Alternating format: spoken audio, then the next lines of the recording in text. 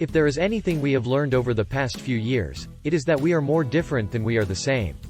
For a country that has united in its name, it feels like we have never been so divided, and the path forward towards any sense of common ground or unity feels, for many, more uncertain than it has ever been. Indeed, according to research from the Pew Research Center, % of U.S. adults say they find conversations across these differences stressful and frustrating, up from % in May. How do we come together and solve our most divisive and deep-rooted problems if we can't even talk to one another? Frequently I'm asked what someone should do if they are in a mentoring relationship with someone who looks different than them or has different beliefs, values, or life experiences. The easy answer, and sometimes the best answer, is to help that person find someone else with whom they have more in common. It's always easier to connect with people who are just like us, after all. But it's important that this not become the default response.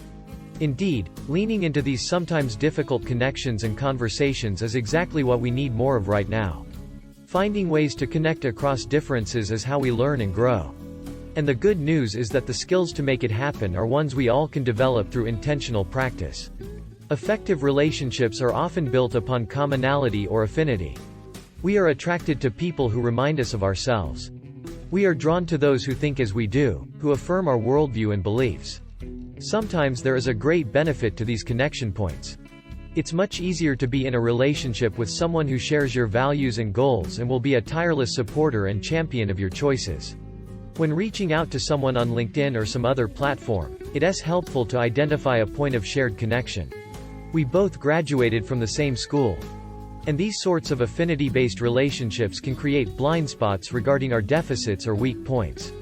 Affinity bias creeps into workplace hiring and promotion decisions, limiting access for those who would otherwise deserve it. Choosing a life partner who shares your beliefs and values is probably a good decision. Surrounding yourself with people who never challenge your assumptions or decisions will lead to limited growth, opportunity, and personal and professional learning. Today's research and best practice suggest we all should think in terms of building robust networks of people who can help us grow and learn. These networks strengthen access to opportunities, broaden perspectives, and diminish the likelihood of any one person having too much sway over our choices and decisions. A network mentality lessens the likelihood of affinity bias because it increases the diversity and quantity of inputs. A challenge network is intentionally built to increase the number of voices challenging one's assumptions and perspectives. In his book Think Again, Adam Grant notes, "We learn more from people who challenge our thought process than those who affirm our conclusions." But to build an effective network, you must first know how to develop effective individual relationships. Whether in a formal mentoring relationship or simply trying to talk to someone with a different point of view, effective mentoring strategies provide time-tested tools for connection. And at the end of the day, no matter how strong our differences are, we can build real, meaningful connections with other human beings if we choose to do so. The next time you are in conversation with someone with whom you do not share much in common, try using the strategies below. Before you make assumptions, get to know them as a unique individual. We each bring a long list of assumptions into every interaction. We assume how someone is going to act or react. We assume we know everything there is to know about a situation because of our own experience. We assume that we know who this other person is, based on appearances, hearsay, or superficial interactions. Before you jump to conclusions based on unfounded assumptions, think of the person standing before you as a unique individual with worthwhile experiences and knowledge of their own. And then let them tell you their story. Ask questions. One of the ways you get past assumptions and get to know someone is to ask questions. Lots and lots of questions. Not in a, "you're here to defend your dissertation" sort of way, but in an, "I'm genuinely interested and curious about you as a human being and just want to learn more" way. Use those old school, who, what, where, when, why, and how open-ended questions you learned when you were young.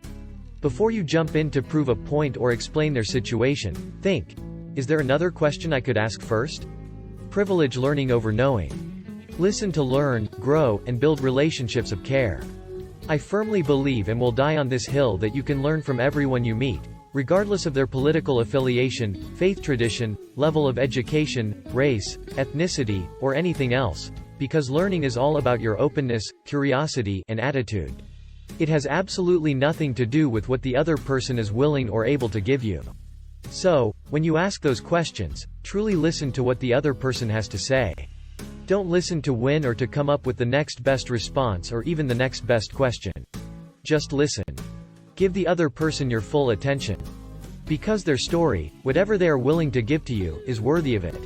Offer and accept feedback with grace and humility. Feedback is a gift. It is one of the best tools we have for learning and growing because it allows us to see ourselves through someone else's eyes if we are open to it. Feedback challenges our deeply held assumptions and to thinking about things differently. And as we all know, feedback can be painful and can destroy relationships when not delivered well.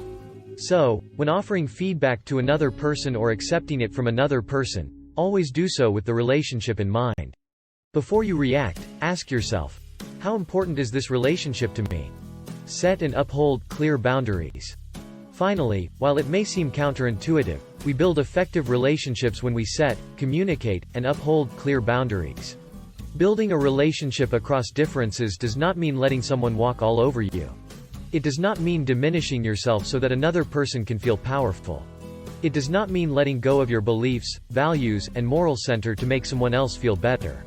An effective relationship is always built on trust, and trust starts with clearly communicated and respected boundaries. If the other person is not willing to respect your boundaries, or if you are not willing to do the same for them, that relationship is destined for failure. The long and short of it is that connecting with people who are different from us politically, socially, in terms of background or experiences, or a host of other items you could add to this list is hard work. It's always easier to take the path of the least resistance. It's easier to surround ourselves with people who always agree with us. And while not everything about life has to be difficult, no one ever said it wasn't going to take work. Building effective relationships is no different. But the good news is, just like any other skill you want to develop, it will get easier with intentional practice. Is it going to solve our great political divide? Maybe not. But just maybe, one person at a time, with a bit more listening and a bit more openness to learning, we can get a little closer to this idea of unity we hold so dear.